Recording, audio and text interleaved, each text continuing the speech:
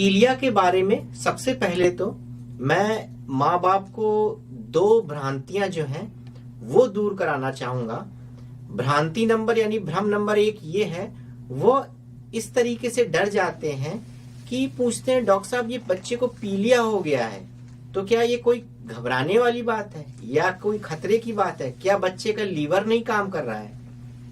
तो मैं इसमें एक चीज स्पष्ट कर देना चाहता हूं कि पैदा हुए शिशु का पीलिया और एक वयस्क का पीलिया में जमीन आसमान का अंतर होता है।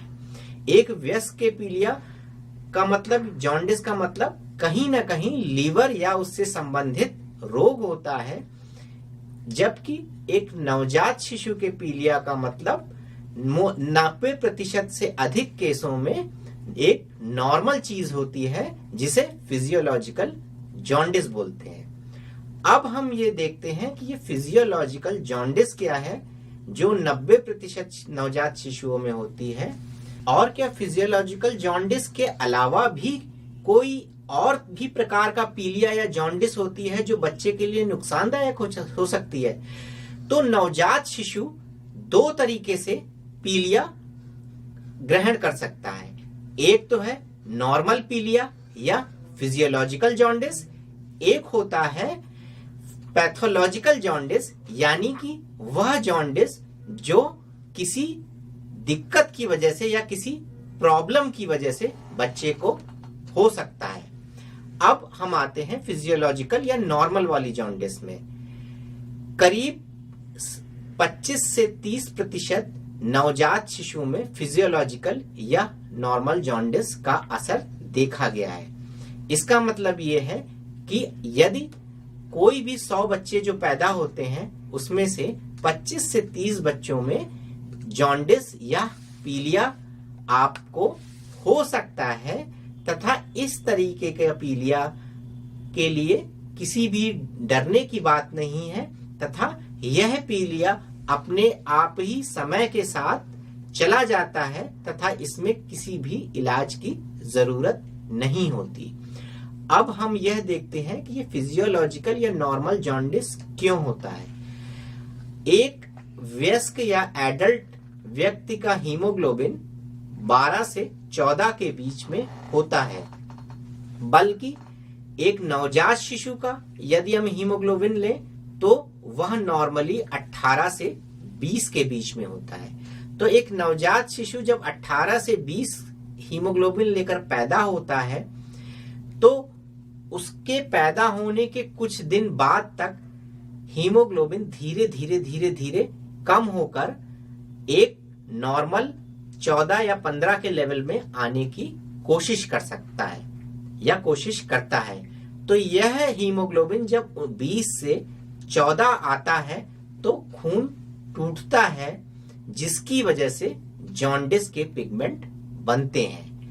अब आपको यह समझ में आ गया होगा कि यह शरीर की एक नॉर्मल प्रक्रिया है जिसकी वजह से जॉन्डिस होता है।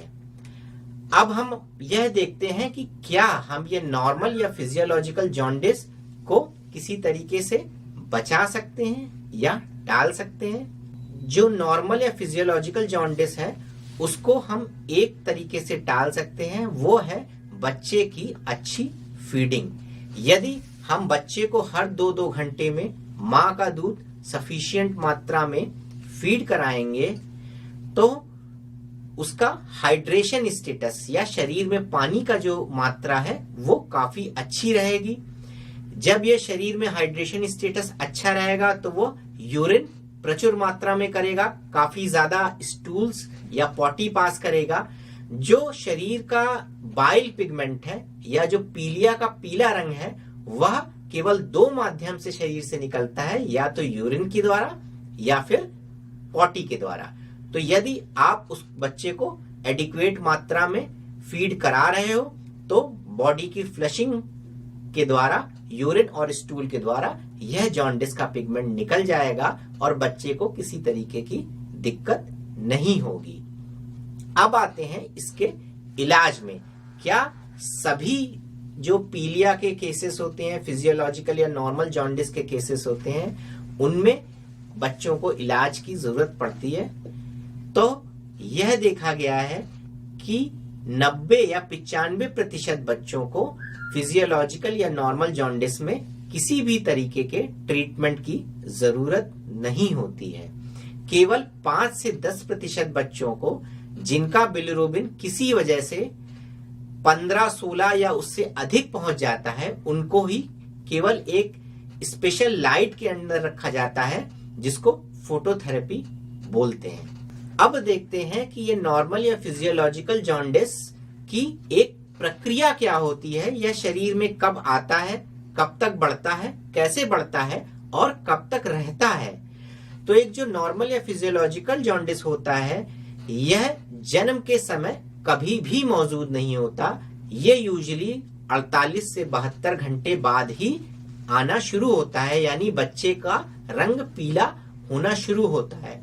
और यह पीला रंग सबसे पहले आंखों में आता है, फिर 5वें दिन तक आंखों से नीचे की तरफ बढ़ता है।